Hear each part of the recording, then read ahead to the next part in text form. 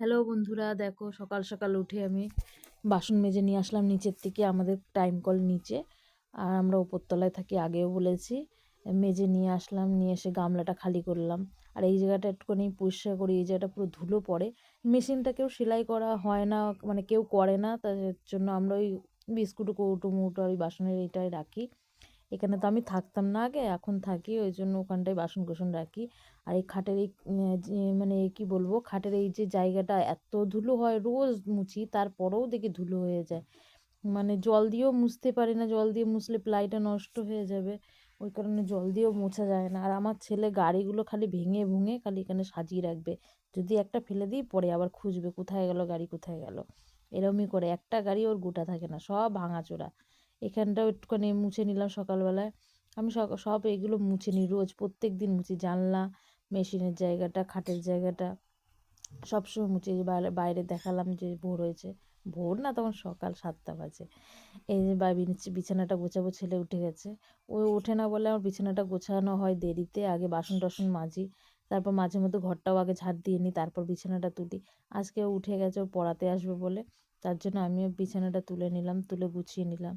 আমাদের এখানে না হালকা হালকা শীত পড়েছে, কম্বল গায়ে দেওয়ার মতন শীত পড়েছে। এই মাসে নাকি কম্বল বের করতে নেই, কিন্তু জানি, কিন্তু আমাদের ঠান্ডা লাগছে, কি করবো, ওই জন্য কম্বলটা বের করে নিয়েছি। কার্তিক মাসে নাকি কম্বল বার করতে নেই, নিয়ম আছে।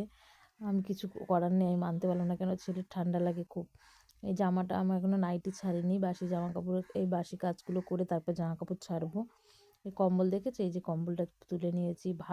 মানে ভোরবেলার দিকে ভালোই ঠান্ডা লাগে, রাত্রিরে তাও ঠিক আছে, মানা যাবে, চাদর টাদর পরে নিলেও অসুবিধা নেই, চাদর গায়ে দিল। কিন্তু ভোরবেলা কম্বল ছাড়া থাকাই যায় না, এত ঠান্ডা লাগে। আর উপরটা টিন তো, ভোরের দিকে ঠান্ডা লাগে। এই আজকে এই ঘরটা ঝাড় দিয়ে নিচ্ছি। এখন এই আন্টি এই ঘরে বসবে, ঠাকুর ঘরে বসবে না। আন্টি মাঝের মধ্যে এখানে বসে, আবার ঠাকুর ঘরেও বসে। ঠাকুর ঘরে বিছানাটা তোলা হয়নি, যেহেতু ভাইয়ের মনে হয় ছুটি আছে, ওই ঘরে রয়েছে, ওই জন্য তোলা হয়নি। এই জন্য এই ঘরটাই বসাবো, নাহলে ঠাকুর ঘরেই বসে। মাঝে মধ্যে এই ঘরে বসে, নাহলে ঠাকুর ঘরে পড়তে বসে। ঠাকুর ঘরে বসলে ভালো হয়, যেহেতু আমি এখানে রান্না করি। আর ওই ছেলেটা কি করে, ওই পড়বে, আর আমরা কি কথা বলছি সেগুলো শুনবে, ওই জন্য ওকে আলাদা বসাই। আন্টি আর ওই ঠাকুর ঘরে বসে, একটু অসুবিধা ছিল বলে তার জন্য এই ঘরে বসানো হয়েছে। পুরো ঝাড় দিয়ে ধুলোটা ছাদের মধ্যে ফেললাম। এই ছাদটা এখন ঝাড় দেবো না, একটুখানি ঝাড় দিয়ে করে দেবো, কেন স্কুল যাবে তো, আমার রান্না বসাতে হবে। ওই জন্য ওই জায়গাটা একটুখানি, সামনের দিকটা একটুখানি ঝাড় দিয়ে নিলাম। ওর ভাত যেহেতু খেয়ে যায়, ও তো গরম ভাত করতে হয়, রান্না করি, তারপরে খেয়ে স্কুলে যায়। ওই জন্য আমি ওখানে একটুখানি ঝাড় দিয়ে রেখে দিলাম। আর এই যে ঘরটা পুরো পরিষ্কার করা হয়ে গেল। এবার নিজে একটু নাইটি ছেড়ে আসলাম, মাথাটা তো আঁচড়ে নিই, বিরাস হয়ে গেছে অনেকক্ষণ আগেই। মাথাটা তো আঁচড়ে তারপর রান্না বসাবো, ওই জন্য তাড়াতাড়ি করে রেডি হচ্ছি। আমার কপালে সিঁদুর ছিল, তাও বুঝতে পারিনি আবার সিঁদুর পরেছি।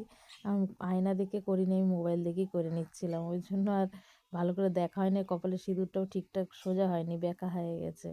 এই দেখো বিট গাজর নিয়ে এসছে, তো এত ছোট ছোট বিট গাজর, মানে কাটতে অসুবিধা হচ্ছে। বটি হলে সুবিধা হয়, ছুরিতে হলে এবি সমস্যা হয়। আর ছুরিটা ধারটাও কমে গেছে, একটু ধার দেওয়া লাগবে। আমি যখন কাটছিলাম তা প্লেটে এত আওয়াজ হচ্ছিল, সেই আওয়াজটা তো আমি এখানে মিউট করে দিয়েছি।